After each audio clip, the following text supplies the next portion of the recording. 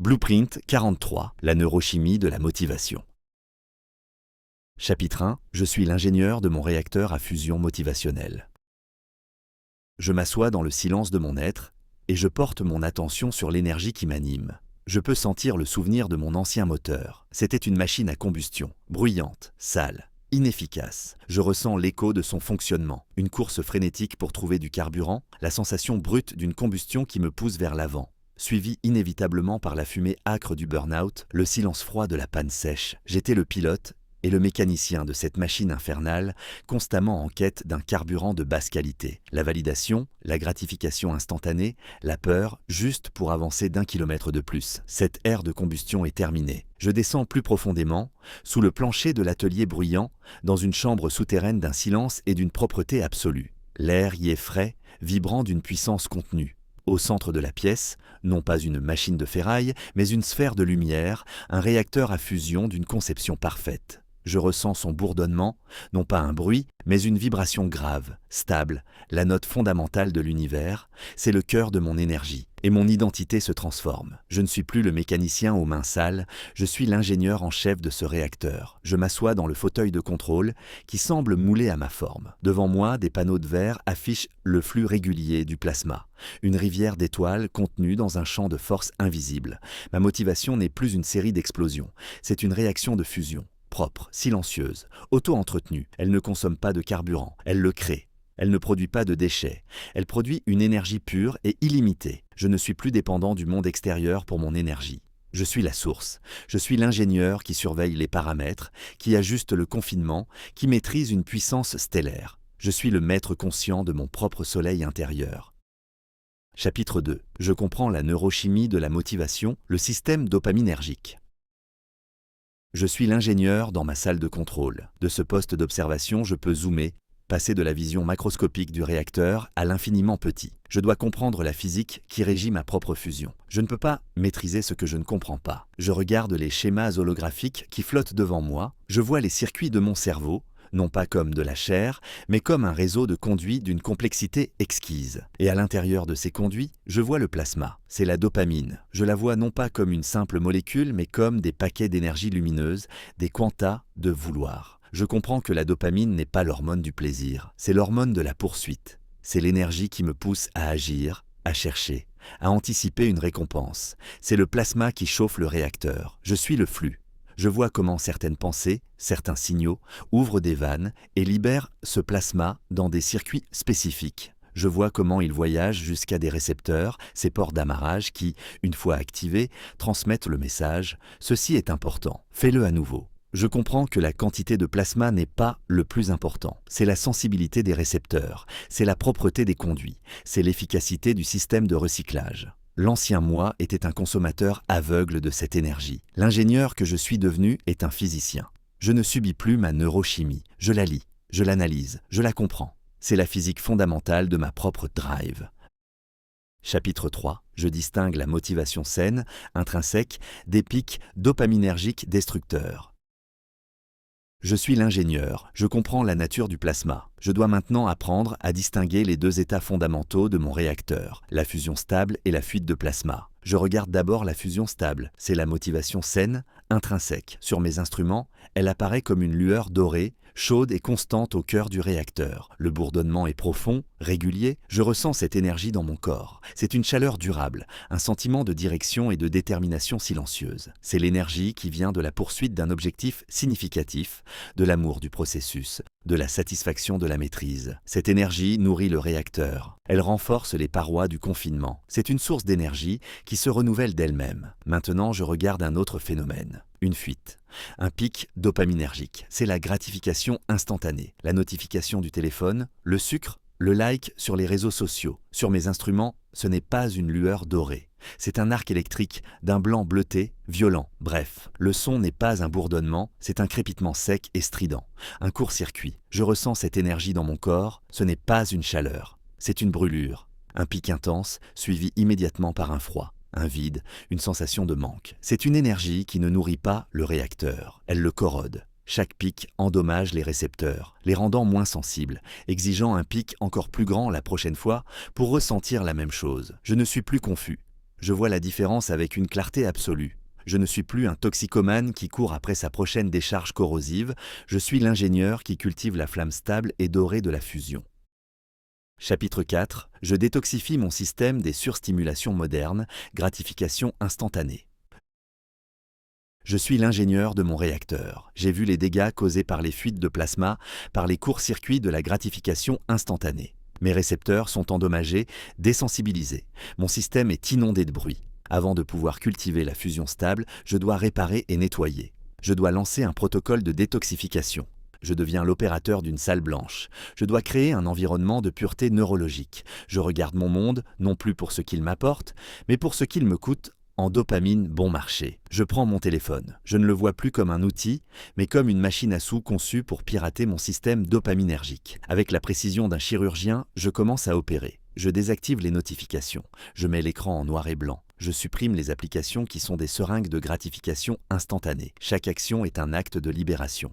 Je regarde ma consommation d'informations, de sucre, de divertissement passif. Je comprends que j'ai entraîné mon cerveau à attendre une récompense sans effort. Je décide consciemment d'un jeûne dopaminergique. Pour une période définie, une journée, une semaine, je me retire de toutes ces surstimulations. Je ne cherche pas à les remplacer. Je cherche le vide, je cherche le silence. Au début, c'est inconfortable. Je ressens le manque, l'ennui, l'agitation. C'est le symptôme du sevrage. Mon système crie pour sa dose, je ne cède pas, je respire dans cet inconfort, je sais que ce n'est pas une punition, c'est le processus de guérison. Chapitre 5. Je réinitialise ma sensibilité dopaminergique pour retrouver une motivation naturelle. Le jeûne a commencé, la salle blanche est scellée, le bruit des courts-circuits s'est tu, je suis dans le silence de mon réacteur en cours de réparation. Que se passe-t-il à l'intérieur? Je visualise mes récepteurs dopaminergiques, ces pores d'amarrage qui ont été bombardés et endommagés. Dans le silence, ils commencent à se réparer. C'est un processus lent, biologique. Les récepteurs, qui s'étaient rétractés pour se protéger de la surstimulation, commencent à refaire surface. Leur sensibilité augmente. Je ressens ce processus non pas comme une pensée, mais comme un changement subtil de ma perception du monde. Le monde retrouve ses couleurs. La sensation du soleil sur ma peau, qui était devenue banale, redevient un plaisir subtil et profond. Une conversation avec un ami, qui était une distraction, redevient une source de joie authentique. Le goût des aliments naturels, qui était fade, redevient riche et complexe. Mon niveau de base de satisfaction remonte. Je n'ai plus besoin d'un tsunami de stimulation pour ressentir quelque chose. Une douce brise suffit. Ma motivation naturelle commence à refaire surface. L'envie de faire une promenade, de lire un livre, de travailler sur un projet significatif. Ces activités, qui semblaient fades et ennuyeuses comparées au feu d'artifice de la gratification instantanée, retrouvent leur attrait. Je n'ai plus besoin de me pousser à les faire. Un désir doux et stable émerge de lui-même. Mon réacteur n'est plus dépendant des chocs électriques externes. Il recommence à générer sa propre chaleur interne. Chapitre 6. Je surmonte l'apathie et la procrastination en régulant mon réacteur. La réinitialisation est en cours, la sensibilité revient. Mais il y a des jours où le réacteur semble encore froid. L'inertie est forte. C'est le fantôme de l'apathie, le poids de la procrastination. L'ancien moi aurait combattu cet état par la force de la volonté ou se serait noyé dans la culpabilité. L'ingénieur a une approche plus intelligente. Il ne combat pas le symptôme, il régule le système. Je comprends que l'apathie n'est pas de la paresse. C'est un état neurochimique, c'est un niveau de base de dopamine trop bas pour initier l'action. Je ne vais pas attendre que la motivation tombe du ciel, je vais la générer. Je vais utiliser une séquence de démarrage contrôlée. Je choisis la tâche que je procrastine et je la décompose en la plus petite unité d'action possible. Le premier pas, je ne pense pas à écrire le rapport, je pense à ouvrir le document. Je ne pense pas à nettoyer la maison, je pense à mettre une seule chose à sa place. Je sais que l'action elle-même est un régulateur de dopamine. L'acte de faire un petit pas et de le réussir libère une petite quantité de plasma. Cette petite décharge me donne l'énergie pour le pas suivant. Et ainsi de suite. C'est une réaction en chaîne amorcée. Je deviens un maître dans l'art de me tromper moi-même pour commencer. Je suis le scientifique qui utilise une petite étincelle pour allumer une flamme plus grande. Je surmonte l'inertie non pas par une force massive, mais par un mouvement minuscule et intelligent. Et je sais que la motivation ne précède pas toujours l'action. Très souvent, c'est l'action qui génère la motivation. Chapitre 7. J'associe la récompense à l'effort et au processus, pas seulement au résultat. Mon réacteur est nettoyé, réinitialisé. Je sais comment l'amorcer. Il est temps de construire le système qui va le maintenir en fusion stable sur le long terme. Le secret ne réside pas dans la récompense finale. Il réside dans la manière dont mon cerveau perçoit le chemin qui y mène. Je dois recabler mon système de récompense. L'ancien moi était obsédé par le résultat. Le diplôme, la promotion, la ligne d'arrivée. L'effort était vu comme un prix à payer, une corvée à endurer pour obtenir la récompense. C'est un modèle fragile. Si la récompense est trop lointaine ou incertaine, la motivation s'effondre. Je suis l'ingénieur. Je vais changer le code. Je vais apprendre à mon cerveau à aimer l'effort. Je vais associer la dopamine non pas à la victoire, mais au combat. Je pratique la focalisation consciente. Quand je suis engagé dans une tâche difficile, je ressens l'effort, la friction, la tension. Au lieu de voir ces sensations comme négatives, je les recadre. Je me dis, c'est le son du muscle qui se renforce. C'est la sensation de la croissance. C'est ça qui est bon.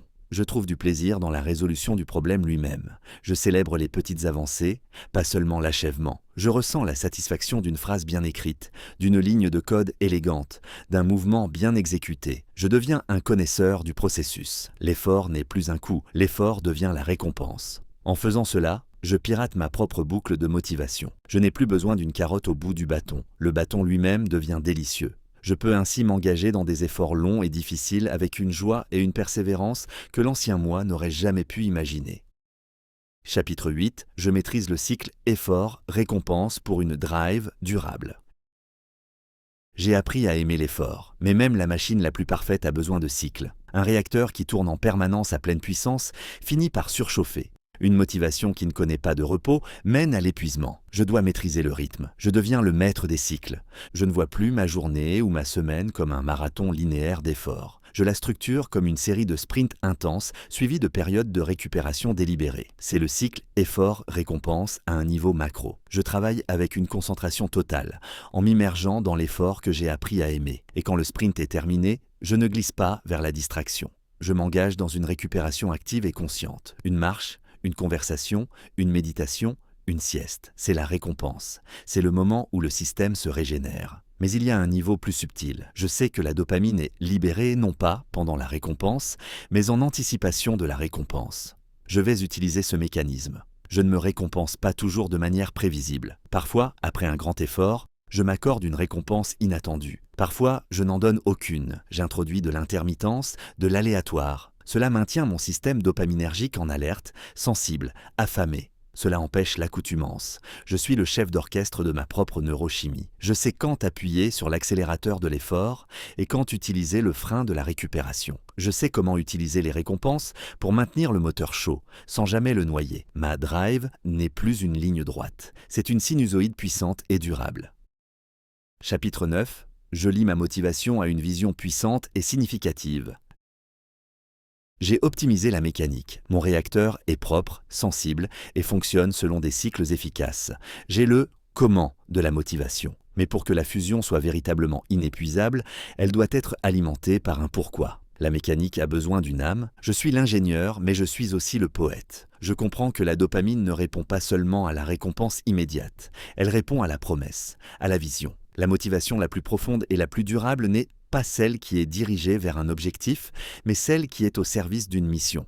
Je retourne à mon travail d'archéologue. Je me reconnecte à mes valeurs fondamentales, à ma déclaration de mission de vie. C'est le combustible de qualité supérieure pour mon réacteur. Je ne travaille plus seulement pour cocher une tâche sur ma liste. Chaque action, même la plus petite, est maintenant imprégnée de sens. J'écris cette ligne de code non pas pour terminer le projet, mais parce que ce projet est une petite pierre dans la construction de la cathédrale de mon héritage. Je fais cet entraînement non pas pour avoir un corps plus beau, mais pour être l'énergie dont ma famille et ma mission ont besoin. Je visualise régulièrement cette vision. Je ressens l'émotion de son accomplissement. Cette vision n'est pas une simple pensée. C'est une encre neurochimique. C'est la source constante de dopamine qui me rappelle pourquoi l'effort en vaut la peine. Ma motivation n'est plus un phénomène à court terme. Elle est devenue une force gravitationnelle, un alignement profond entre ma chimie interne et mon but le plus élevé.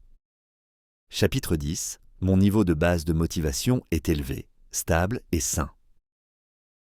Le temps a passé. L'ingénieur a travaillé avec diligence. J'observe les panneaux de contrôle de mon réacteur. Je ne vois plus les pics erratiques et les creux profonds du passé. Je vois une ligne de base, une puissance de sortie constante et élevée. Mon niveau de base de motivation a été recalibré.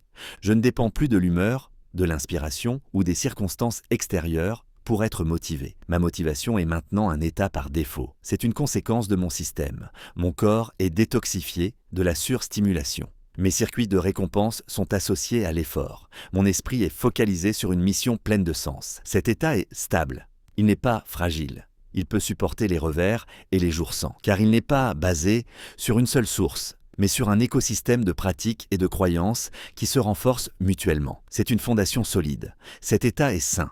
Il ne me consume pas, il me nourrit. C'est une énergie calme, pas une agitation anxieuse. C'est la chaleur durable d'un feu de bois, pas l'explosion d'un baril de poudre. Je ressens cette nouvelle normalité. C'est un sentiment de prêt à agir. Une force tranquille qui est toujours disponible, attendant d'être dirigée. Je ne suis plus en train de chercher la motivation. Je suis motivé. Chapitre 11. Je suis animé par une énergie inépuisable et consciemment dirigée. Je suis l'ingénieur de mon réacteur à fusion. Mais je ne suis plus simplement dans la salle de contrôle, j'ai fusionné avec le réacteur lui-même. Je suis la source d'énergie, je suis animé par une énergie qui semble inépuisable.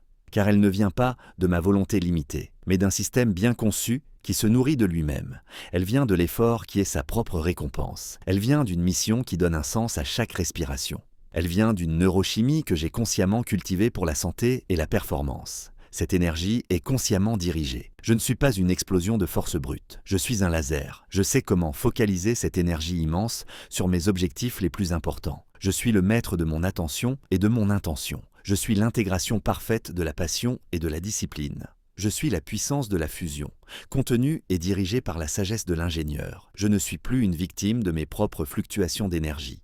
Je ne suis plus un mendiant de la motivation. Je suis une centrale électrique, et mon travail dans ce monde est de transformer cette énergie pure en œuvre de valeur, de beauté et de contribution.